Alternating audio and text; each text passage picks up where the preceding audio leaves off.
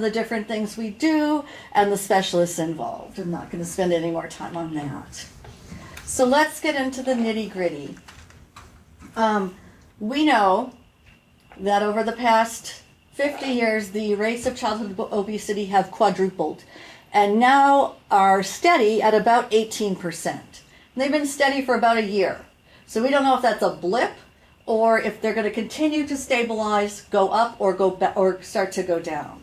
Fortunately, some initiatives are taking place, still largely grassroots level though, except in New York City, where they're much more proactive than the rest of the country in really trying to combat this disorder. This was a very large newborn. This is not what we want to see. And unfortunately, it is a vicious cycle.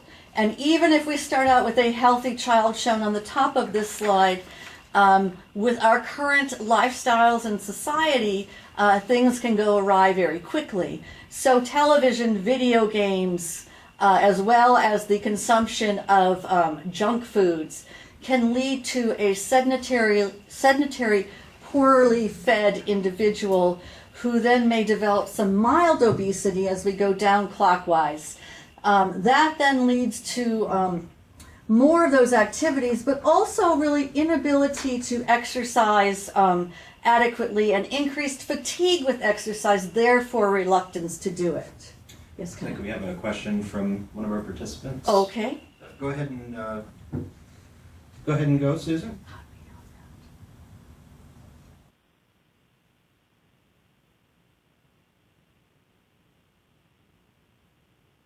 One of our participants had their hand raised.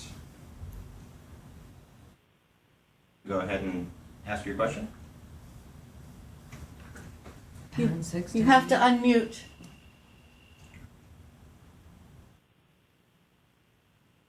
Okay, we'll hold that thought. So the mildly obese child may, one, continue those activities that led to their mild obesity to begin with, but also has a more difficult time with physical activity because of their obesity. Whether it's a pure physical difficulty or embarrassment or something else, there's lots of reasons. But it all contributes to becoming a more moderately obese child, which again, the cycle then perpetuates itself. Less ability to exercise, fewer opportunities to exercise, lower desire to exercise, and then we end up with a severely obese child who more than 80% of the time will go on to become an obese adult and develop all of those complications related to obesity and development of diabetes. This is supposed to be a scary slide that really demonstrates that obesity affects almost every single organ system in the body and causes chronic complications of those organ systems that are lifelong and often life-shortening. I've shown this slide before. We know that of kids who were born in 2000 and after,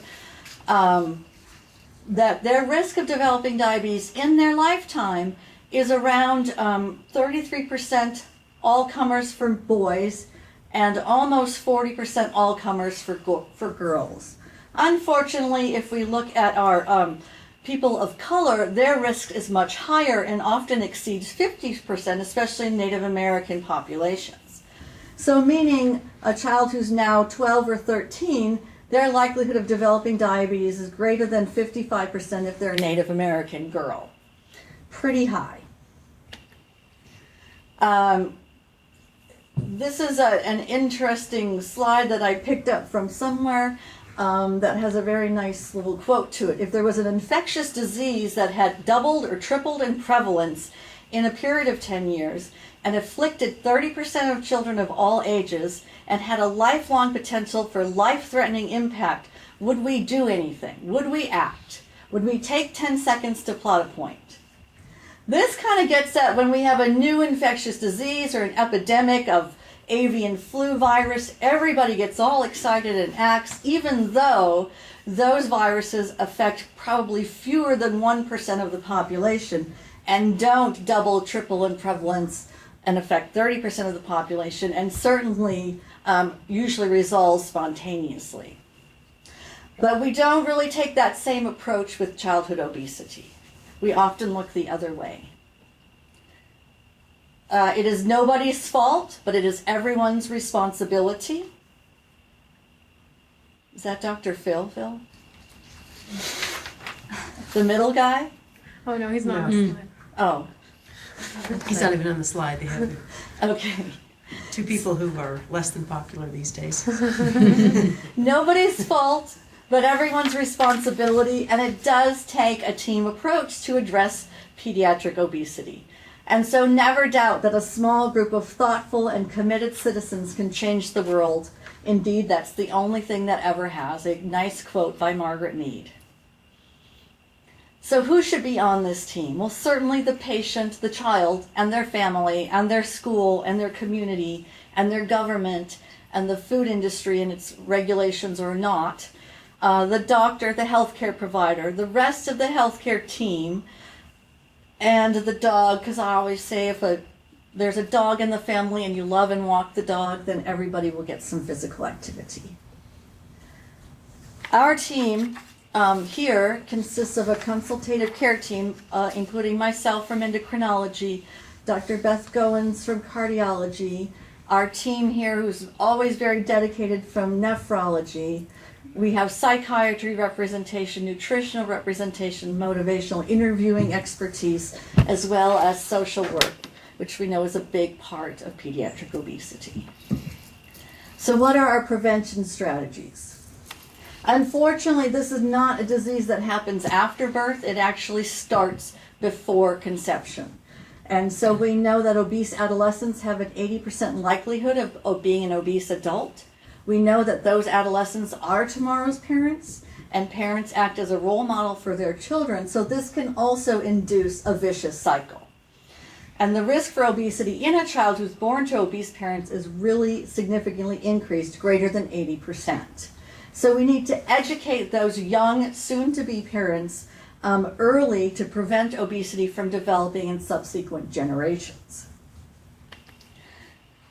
So once conception is reached, then we need to be even more aggressive, particularly with good early prenatal care, advocating normal weight gain during pregnancy, not excess weight gain, and sometimes in pregnancy we'll promote very little weight gain, especially if the mother is obese. And this is to avoid gestational diabetes. We also need to evaluate patients at the beginning of pregnancy or as soon as we find out for type 2 diabetes, because there's a huge increase in young reproductive age women developing type 2 diabetes even before they get pregnant.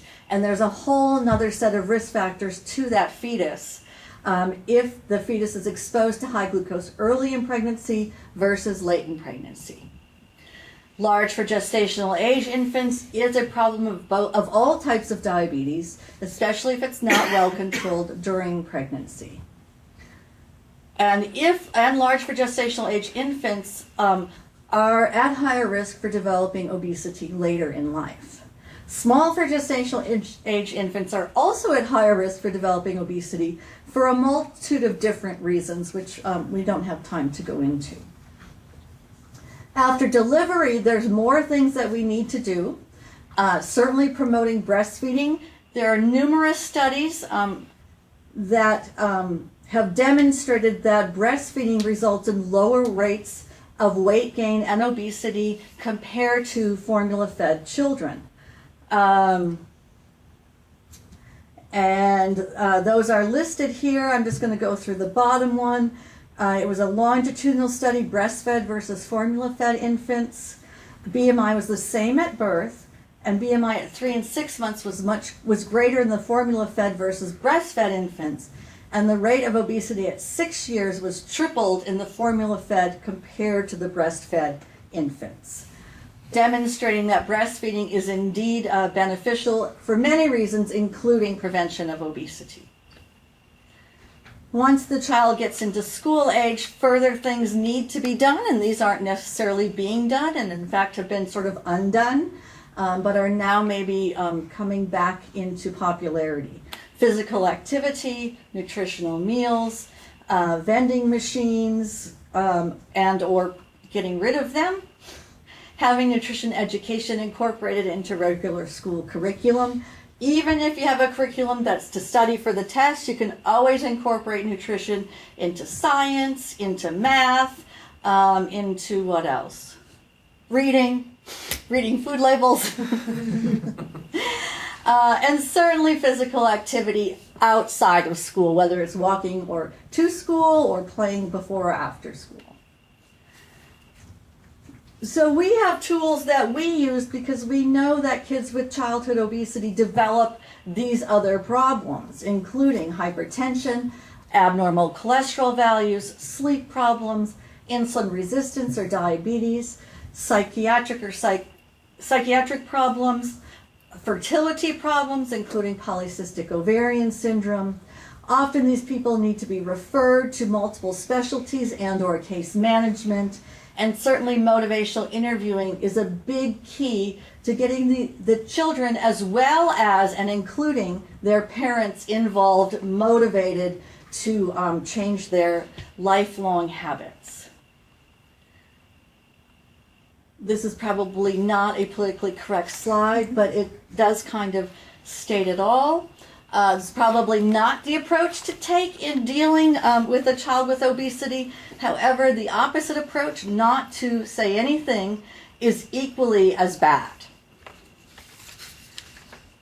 And so how do we talk about the issue with children and with their families? How to have the talk. Motivational interviewing pearls are key, and Carol is going to help us with that at the next session, which will be September 20th. Very important, very useful, and very effective.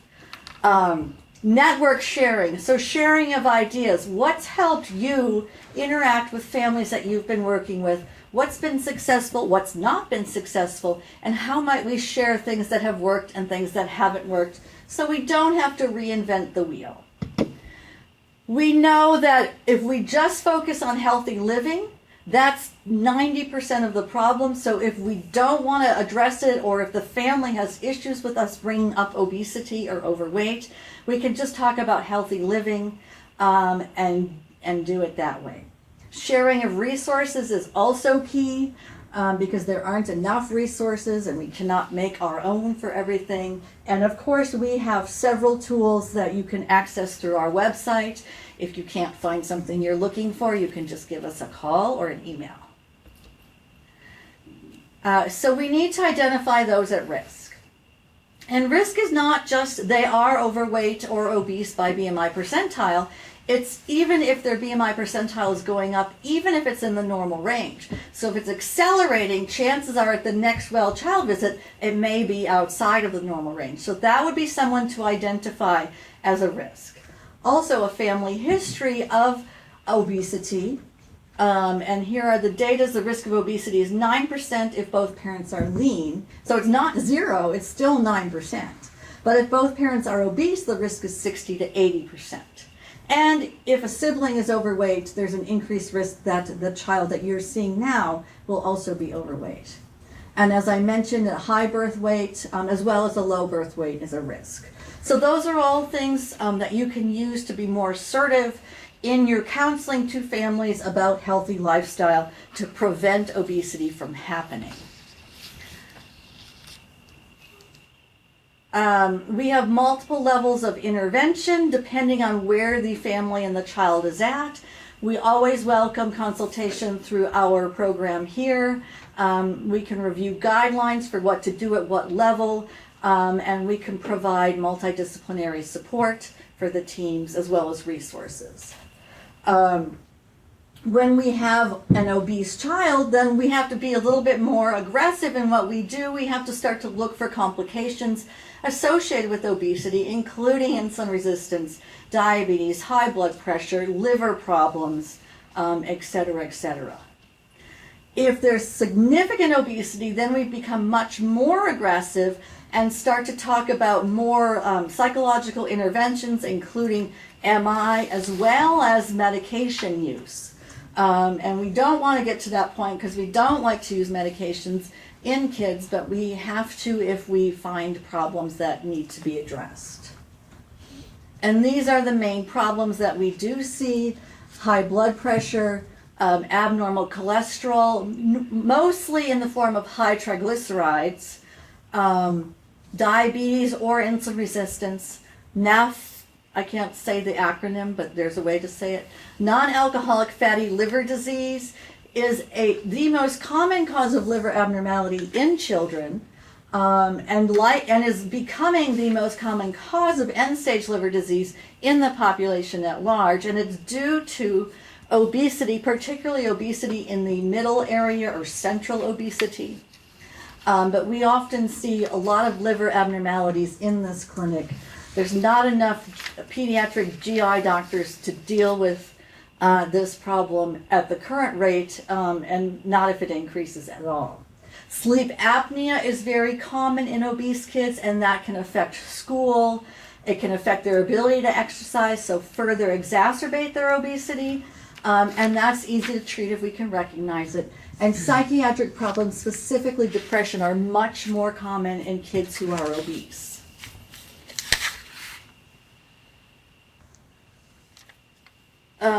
So if kids have high blood pressure, and we use the charts to determine that, and the blood pressure percentile adjusted for height, which is really important to do and not often done often enough, based on current studies. What we can do at COMM-TC is provide our renal team as well as cardiac specialty level consultation to help the practitioners and the healthcare teams out there how to determine the risk, how to calculate the risk, what to do as far as further evaluation, when to refer, and then how to manage medically if need be. Obviously, if there's a kid in Carlsbad, we don't want them to have to come up here once a month to see the nephrologist or the cardiologist, because then they're going to miss school and the family's got to take off of work, et cetera, et cetera. So if we can do it this way, it'll be better for everyone. Obesity and mental health. Why did I leave that blank? That's to stay tuned for another session. So the treatment of pediatric obesity, the first step is to educate the child and the parents about it, about risk factors at home, tools they can use to reduce those risk factors. And again, if it becomes an uncomfortable conversation, just simply talk about health and healthy living. Assess the patient and the family's readiness to change. This is an aspect of MI, which again we will hear about next week and ongoing throughout the program. Treatments need to be individualized to the family, and it needs to be based on family core values, culture, resources, and lack thereof. And really, you can just make a few changes at a time, and it's going to make a huge difference over time if you're persistent and consistent. But you can't try to make them do it all at once. You must become a vegan by tomorrow and exercise, run 20 miles every single day, and then do 500 push-ups. Doesn't work. The goals are to, one, especially in the obese child or severely obese child, is to achieve weight maintenance. So the goal is not to gain weight. And if they're still growing, then they will grow into the weight that they have. And they will become leaner as a result or have a lower BMI percentile. If they're between the ages of 2 and 7, weight maintenance is the key, because again, they can grow into that weight. If the BMI is greater than 95%, however, then we actually want to kind of start thinking about some weight loss, especially if they're starting to develop weight-related complications, such as insulin resistance, high blood pressure, or the liver problems.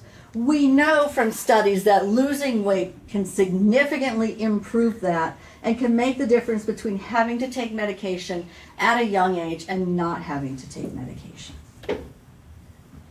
Between 7 and 18 years of age, we will recommend weight loss at that lower obesity level, the BMI between 85 and 95th percentile. And that's because a lot of these kids have stopped growing, and therefore we don't want them to continue to grow laterally. Is that the word? Yeah. Vertically. Horizontally? Horizontally. I have dyslexia with directions. And we do certainly want to encourage weight loss if there are complications developing, and if they're greater than the 95th percentile, certainly weight loss. There are many similarities between the obesity and the tobacco campaigns. And this next slide is just kind of a socio-ecological framework that was used for tobacco use, but then has been modified for nutrition and physical activity. And it looks at all of the sort of participants or players in obesity or healthy living, including individual factors in the middle, environmental factors, sectors of influence, that's the community as well, cultural and social values and norms, and how all of these things really feed into, pardon the expression, to contribute to the same problem. It's not just the kid eats too much. It's not just that. So in conclusion, we should have no child left on their behind, and in order to do that, prevention and intervention are key. We do not want this to be the next generation, not Generation X or even XX, but Generation XXL. Here is our staff with email, phone numbers. You can contact any of us, and we're more than happy to help you address your questions and any concerns.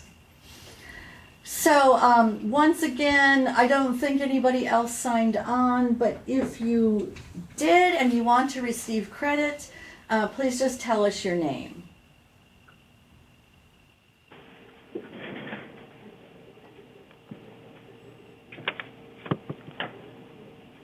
I would love to receive credit. You will. So we do have some time for questions, answers, comments, and discussion.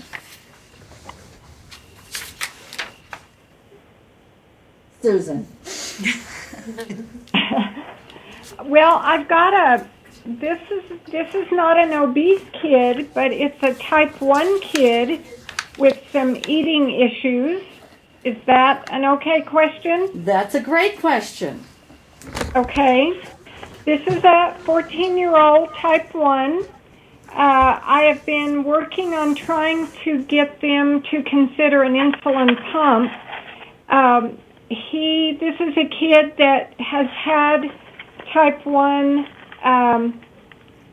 since January of 2012, and he's kind of small for age. He is 5'1" and about 112 pounds. His grandfather was a type 1. They've got him currently on Lantus, 16 units once a day, and Humalog sliding scale. This kid sneaks food. He doesn't seem super rebellious at the outset, but I think maybe this is his way of kind of doing his own thing. His mom says that when she goes to bed at night, that he gets up and goes in there, and then she finds all these wrappers and foods under the bed. So I've been working with him since May, and his blood sugars are anywhere from 48 to 370, which is kind of typical, I guess, of a type 1 kid doing stuff like this. So we've had a lot of trouble. His last A1C was 8.2, and the provider called me asking for suggestions. So I thought I would keep his chart handy in case we got a chance to talk about him. I had a few things in mind, but I'd like to just throw it out to everybody and see if anybody else has any ideas. Okay, thank you, Susan. I think, let me just summarize very briefly, but that was a very concise presentation. 14-year-old boy with type 1 diabetes for 1.5 years. Family history of diabetes. He's on a basal bolus multi-injection regime, which means he gets long-acting insulin in the form of Lantus and short-acting insulin in the form of Humalog before meals. And one of the issues that he's sneaking food, and it sounds like from your description, although I don't know that it's probably not healthy food, if it involves No, wrappers. it is not. Wrapper food. And as a result, he has kind of widely fluctuating sugars, 48 to 370 with an A1C of 8.2. And I'm going to open it up to the group. I was having a side conversation, Susan. This is Kirsten Bennett. I was wondering if Carol on her iPad had our PD Quick Calc. I didn't bring my iPad in here. For I have it on my phone. Do you have it on your phone? Uh-huh. Yeah, so if we can calculate his BMI, but also just, I was just wondering, Susan, is he BMI hungry? is going to be about 22. Is he hungry? Well, he says so. His BMI is probably about 21-ish. Yeah, so percentile-wise, that's probably going to be fine for him just looking, but Right. we were trying to use one of our little apps to figure out. Oh, gotcha. He Yeah, she gave us height and weight. his snacks are like Cheez-Its and Goldfish. There's a little sister in the picture, and I guess they think that, they're not going to deprive her by not having things like that. And I've suggested, keeping the main snacky foods, not sweet things. And I mean, we've talked about some of that before. And I've also talked about with him, that snacking is okay, but we need to let mom know, or we need to be aware so that we can try to cover the snacks if he's going to do that.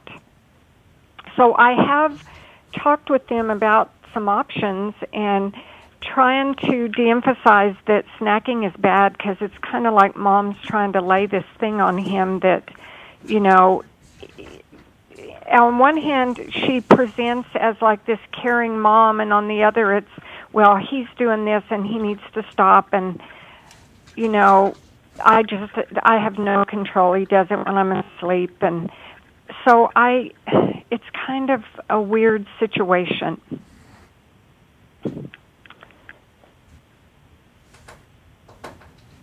So this is Carol. I do motivational interviewing. I'm a social worker here at Envision. And did you say that you have had a conversation with mom about the snack food and stuff, and your impression is she's not willing to make some changes in the family pantry because she doesn't want the other child to be deprived. So she's not making opportunities for him to only be able to sneak the really better stuff for him in the pantry? Is that what I'm hearing? Well, that's kind of what I think she's, I told her, I said, if we're going to have snacks, why don't we try to plan some? Mm-hmm. And let's try to cover for them instead of just not giving him any snacks and telling him he shouldn't be snacking, so that he does that when she goes to bed. Is she willing to, clean out the pantry, so to speak, and maybe her daughter, her son, and she come together about what they might put in the pantry that meets everybody's needs? I mean, there's got to be options out there for everybody. Exactly. And we have talked about that, and I've talked about, having some different snacks that he could get anytime he wants. Mm-hmm. Kind of having the anytime snack versus those that he needs to cover for. Right. Right. We've talked about different options, and I mean, when he's here, he says yes. Oh yes, that's fine, but I'm not sure I'm still getting the calls from the provider that it's not working. So. I wonder if there's an opportunity to just have a conversation with mom. Without him around? Mm-hmm. Because maybe there's a little stress on her part about this. It's only a year and a half old.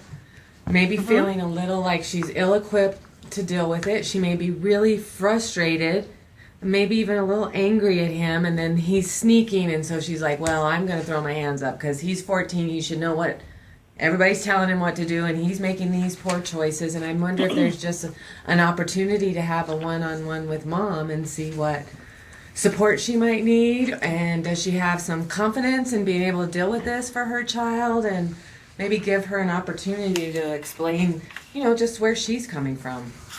Right. I think that's a good idea. And Susan, did you, and I didn't hear all of Carol's question at the beginning, but has someone talked to him about where he is with all of this right now? Because this is a really great time at age 12. 14, I'm sorry. I had 12 because I see 112 pounds here, so I'm calculating. I was doing my math wrong. About where he is in terms of management, especially if you're thinking about an insulin pump for him.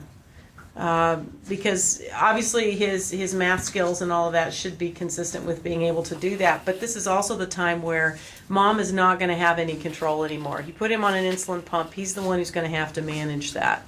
So kind of laying that out for him if that's what he wants, because he may not want that. So that's the other thing. Right. If he wants that, then the path is really about how he wants to manage his diabetes and how he wants to manage his eating. And I guess the thing that strikes me, if he's sneaking food and he feels like someone's controlling it, he's 14, he's only 5'1", he's 112, he's not very big, but my guess is he's probably right smack in the middle of a big pubertal growth spurt, and if he's hungry and he's not able to respond to that, that's going to be a problem for him if he's getting the message he's not supposed to eat. Exactly. And what are his I blood agree. sugars like before he eats? Yeah. No, like The range. Yeah, I don't know. Ask. No, I was just curious what his bedtime blood sugars are like, and if there's any idea of what the Bedtime? trajectory of those is. Yes.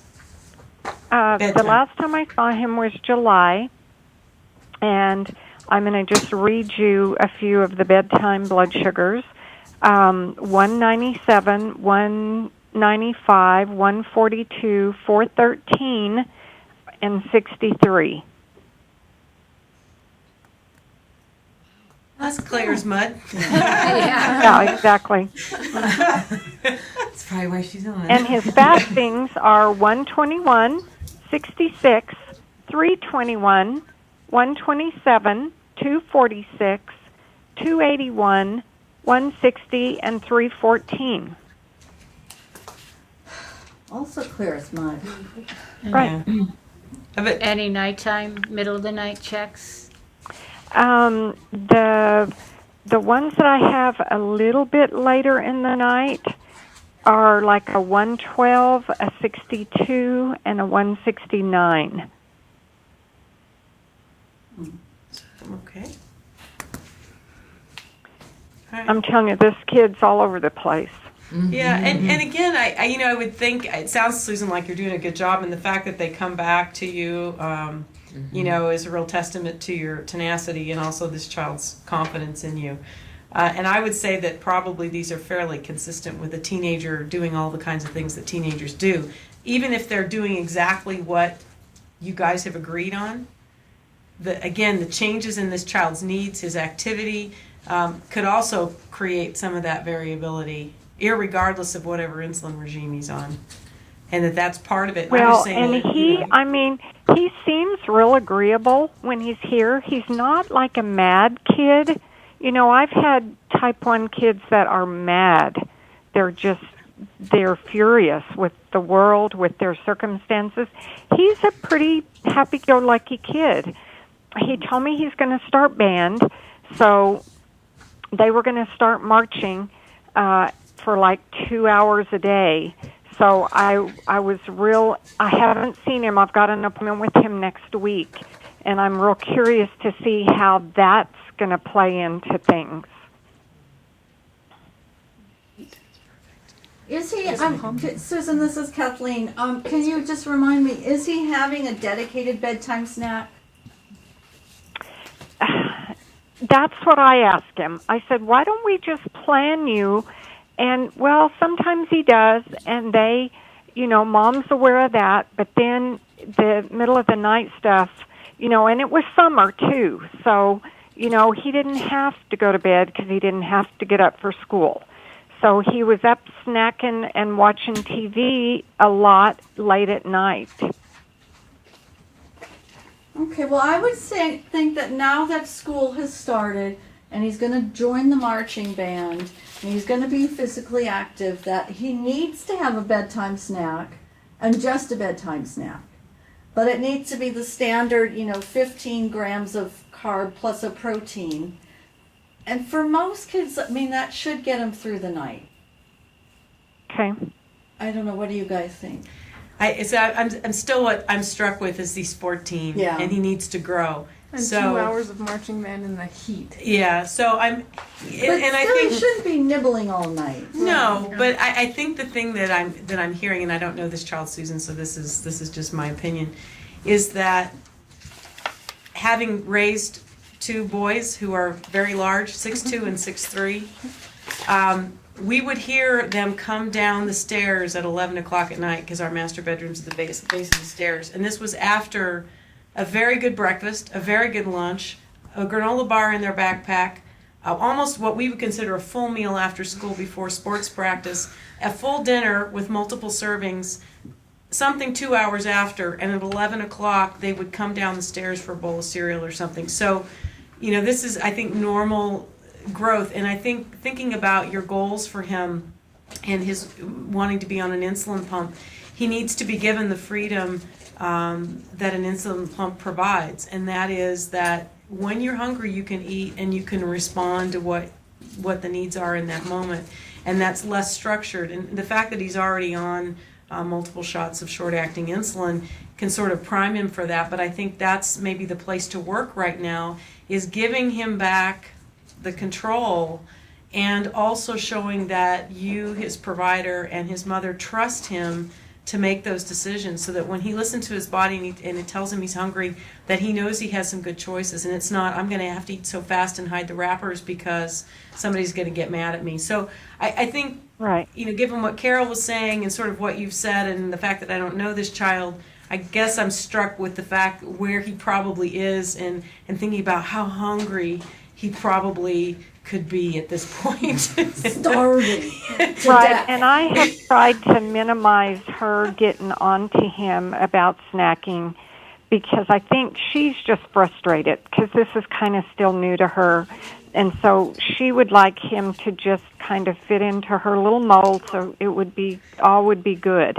And I tell him, no, snacking is good. That's a good thing, but let's work on figuring out how to cover for those snacks. Yeah, exactly.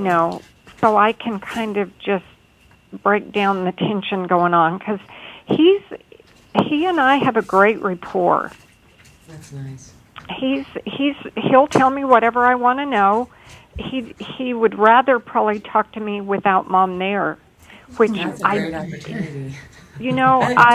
how do you guys handle that when you kind of want to ditch Mom or whatever for what's politically correct?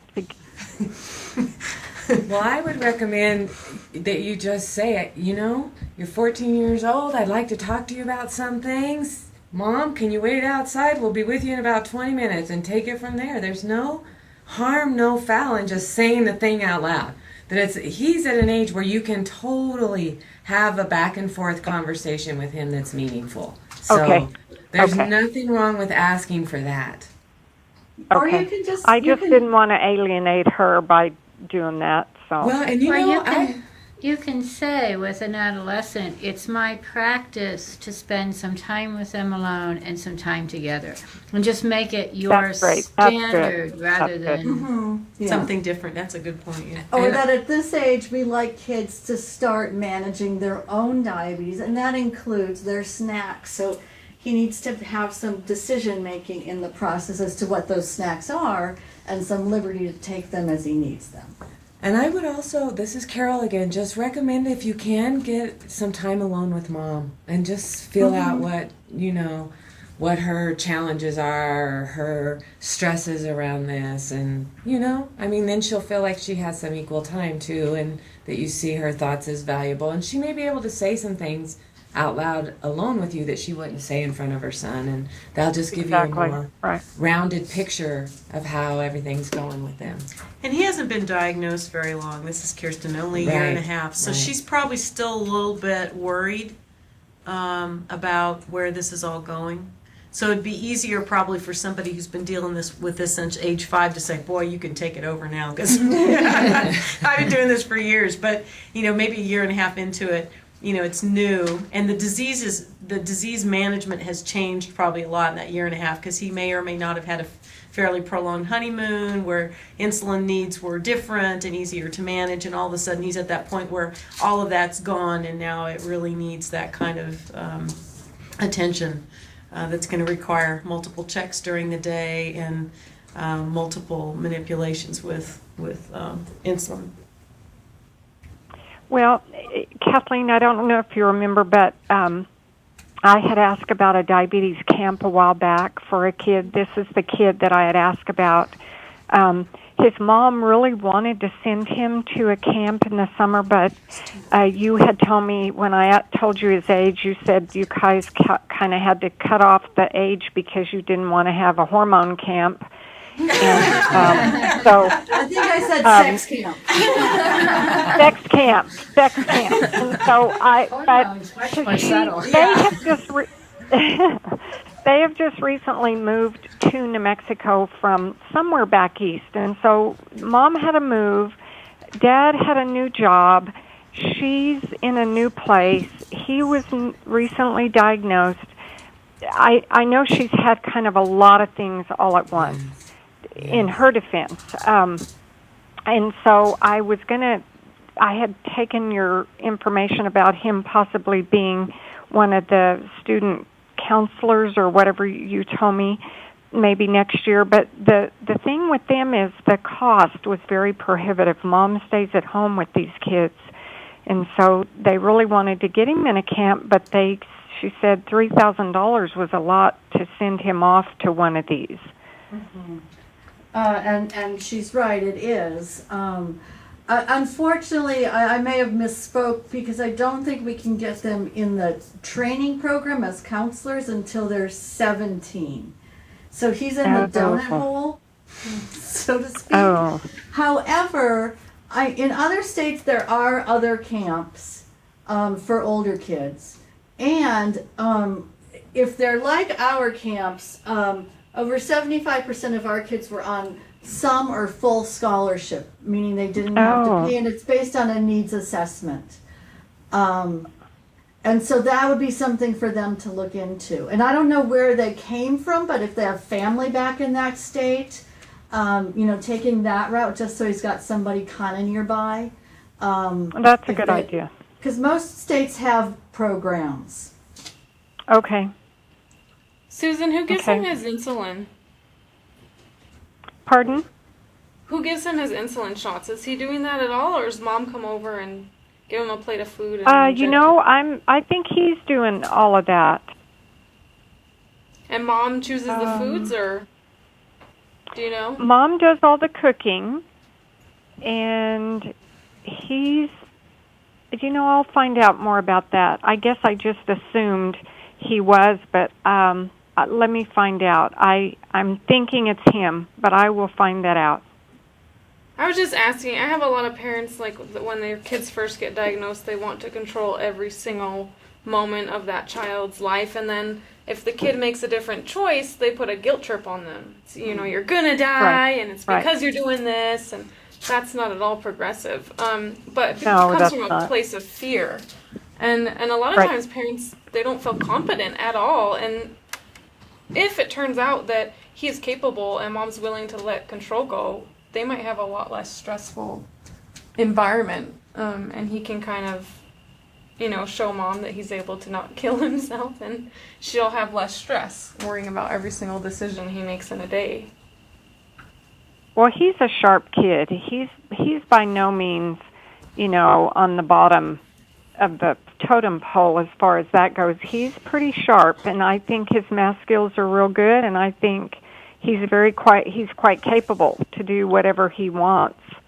I think he's a little passive aggressive because mom's kind of domineering. But, I mean, he's a pretty happy-go-lucky kid. Yeah, the first thing that came to my mind when you, just like Kirsten, he is obviously not getting enough food. Yeah. That's the most likely thing that's going on, is that mom's so worried. She probably thinks carbs are the devil, to be honest, and he probably only gets so much food. And so he's hungry and he has an opportunity. And I used to sneak food when I was young. My dad was like frugal and you only get this much dinner. And Nutri-Grain bars were in my sock drawer, and I was a normal, healthy kid.